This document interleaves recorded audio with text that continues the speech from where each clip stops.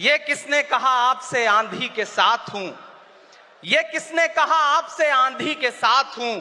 मैं गोडसे के दौर में गांधी के साथ हूं।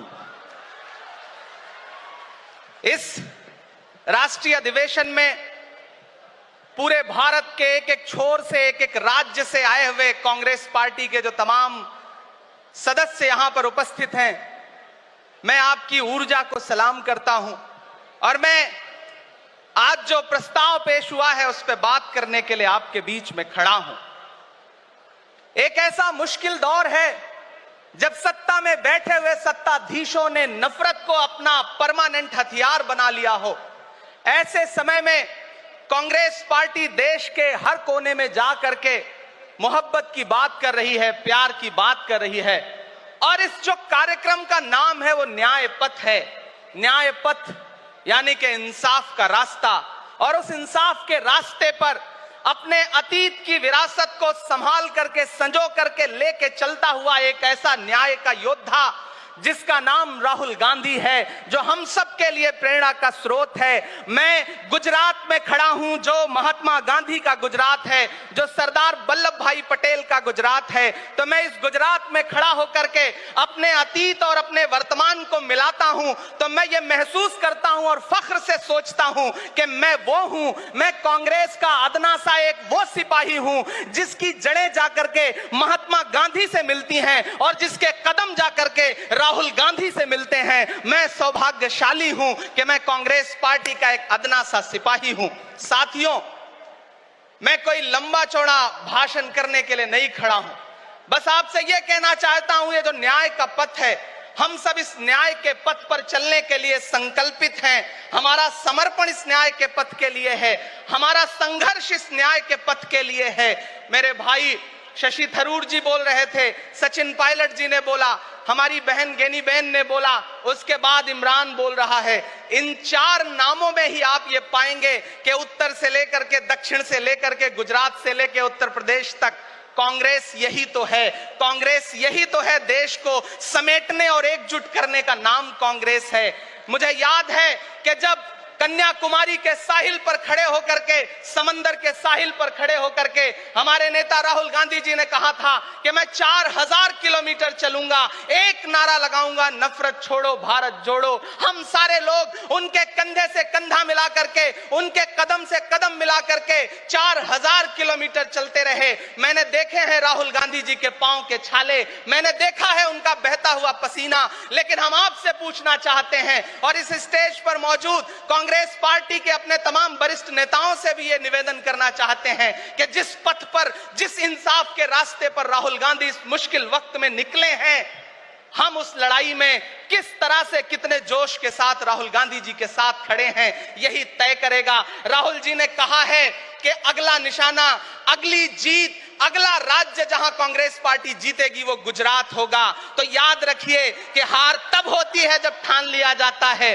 हार तब होती है जब मान लिया जाता है, जीत तब होती है जब ठान लिया जाता है। अगर हमने ठान लिया कि जहां से आज सत्ता के शीर्ष पर बैठे हुए लोग नफरत परोसने का काम कर रहे हैं, असमानता का काम कर रहे हैं, संस्थाओं को कुचलने का काम कर रहे हैं, उनके खिलाफ अगर हमने उन्हीं जड़ों में जाकर के मेहनत की, हिम्मत दिखाई, तो मुझे पूरा यकीन है कि जिस तरह अंग्रेजों के खिलाफ लड़ते हुए कांग्रेस पार्टी ने इस देश को स्वतंत्रता संग्राम के जरिए आजादी दिलाई थी, तो ये लड़ाई भी उस स्वतंत्रता संग्राम से कम नहीं है। उस लड़ाई का नेतृत्व महात्मा गांधी जी कर रहे थे, तो इस लड़ाई का नेतृत्व राहुल गांधी जी कर रहे हैं और हम सारे लोग राहुल गांधी जी के साथ खड़े हैं। हो सकता है कुछ लोग इस सफर में, इस मुश्किल सफर में छोड़ के चले गए हों, उन्हें नजरअंदाज करिए और एक नई पीढ़ी, एक नई ऊर्जा के साथ राहुल जी के साथ खड़ी हो। मैं तो कहना चाहता हूं कि कांटे गुल के साथ नहीं चल सकते हैं, बुज़दिल खुल के साथ नहीं चल सकते हैं,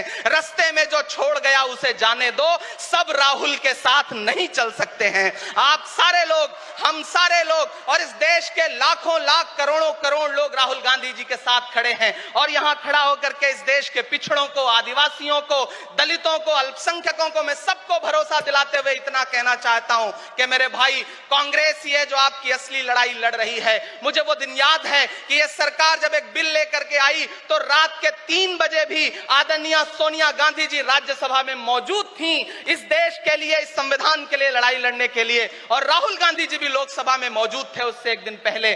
जिस संजीदगी के साथ वो लड़ाई लड़ रहे हैं, हम सारे लोग उनके साथ खड़े हैं। और मैं ज्यादा भाषण नहीं करूंगा, जाते जाते बस आपसे इतना कह के जाना चाहता हूं साथियों कि यह न्याय का पथ और एक छोटी सी कविता, और उस कविता का जो शीर्षक है, उस कविता का जो हीरो है वो मंच पे मौजूद है। मैं चाहता हूं पीछे तक एक बार दोनों हाथ उठा करके तालियां बजाएं। मैं अगले 1 मिनट की कविता सुना करके यहां से आपसे विदा लूंगा। कन्याकुमारी से जो सफर शुरू हुआ था वो अहमदाबाद तक लगातार जारी है और आगे भी जारी रहेगा। और कल ही राहुल जी परसों बिहार से लौटे हैं, तब यह कविता मैं सुनाता हूं कि उदास मौसम बदल रहा है, उदास मौसम बदल रहा है, धुएं का पर्वत पिघल रहा है, दिलों में लावा उबल रहा है। सुबह सुबह जब हुजूम लेकर सफर पे निकले तो यूं लगे है कि जैसे सूरज निकल रहा है। वो चल रहा है, वो चल रहा है। वो कह रहा है कि नफरतों से जो दिल है टूटे मैं जोड़ दूंगा। एक नारा नफरत छोड़ो भारत जोड़ो, एक नारा नफरत के बाजार में मोहब्बत की दुकान खोल ली है। वो कह रहा है कि नफरतों से जो दिल है टूटे मैं जोड़ दूंगा। वो कह रहा है हर एक दरिया हर एक तूफान को मोड़ दूंगा। सुनो सितमगर न समझो डर कर मैं अपने लोगों को छोड़ दूंगा, सितम की गर्दन मरोड़ दूंगा।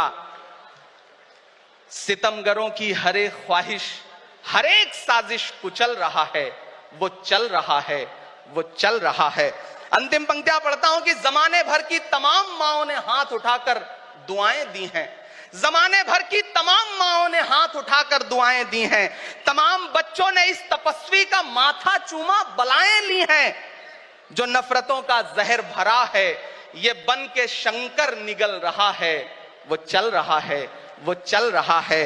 मोहब्बतों की किताब लेकर लबों पे अपने गुलाब लेकर, मोहब्बतों की किताब लेकर लबों पे अपने गुलाब लेकर, सुनहरे रंगों का ख्वाब लेकर वो आया है इंकलाब लेकर। बलाएं रास्ता बदल रही हैं, फजाएं खुशबू में ढल रही हैं। ये नफरतों का निजाम बदले, हिकारतों का कलाम बदले। अगर ये रहबर नहीं बदलते तो अपना लहजा अवाम बदले। अंधेरे बेचैन दिख रहे हैं, कोई जो है इस अंधेरी शब में मशाल की तरह जल रहा है। वो चल रहा है, वो चल रहा है, वो चल रहा है। बहुत बहुत आप सबको धन्यवाद दूंगा।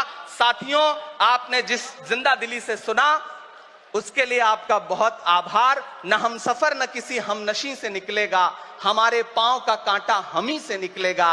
वतन की रेत मुझे एड़ियां रगड़ने दे, मुझे यकीन है पानी यहीं से निकलेगा। बहुत